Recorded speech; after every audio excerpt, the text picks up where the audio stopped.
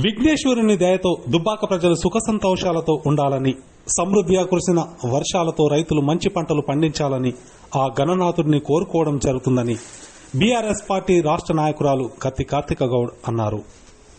సిద్దిపేట జిల్లా దుబ్బాక పట్టణంలో నవరాత్రి ఉత్సవాల్లో భాగంగా తన నివాసం వద్ద ఏర్పాటు చేసిన 21 అడుగుల భారీ వినాయకునికి స్థానిక విలేకరులతో కలిసి ప్రత్యేక పూజలు నిర్వహించారు.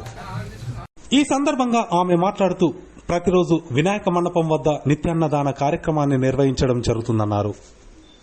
వినాయకుడిని దర్శించుకోవడానికి వచ్చిన ప్రతి భక్తుడు కూడా ఖాళీ కడుపుతో పోకుండా ప్రతి ఒక్కరికి అన్నప్రసాద వితరణ చేస్తున్నామని వెల్లడించారు. గణేశుడిని పెట్టి అందరు పూజిస్తున్నారు. మన దుబ్బాక గణేశుడు నవరాత్రి ఉత్సవాలు మంచి జరుగుతున్నాయి. ఇక్కడ 15 రోజుల నుంచి నిత్య అన్నదానము, ఇవాళ 10వ రోజు.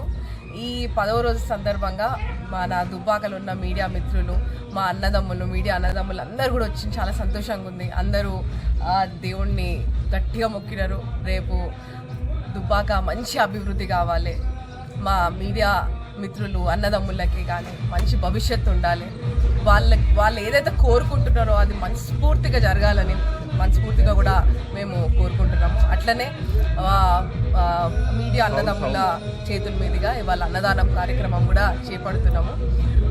ఇట్లనే అందరం కలిసిమెలిసి ఉంటాము. మేమందరం ఒకటి, ఏ ఛానల్ మీడియా మిత్రులందరూ ఒకటని నిరూపించిన రోజు ఇది.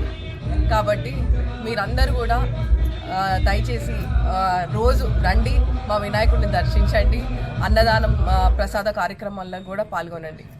జై తెలంగాణ.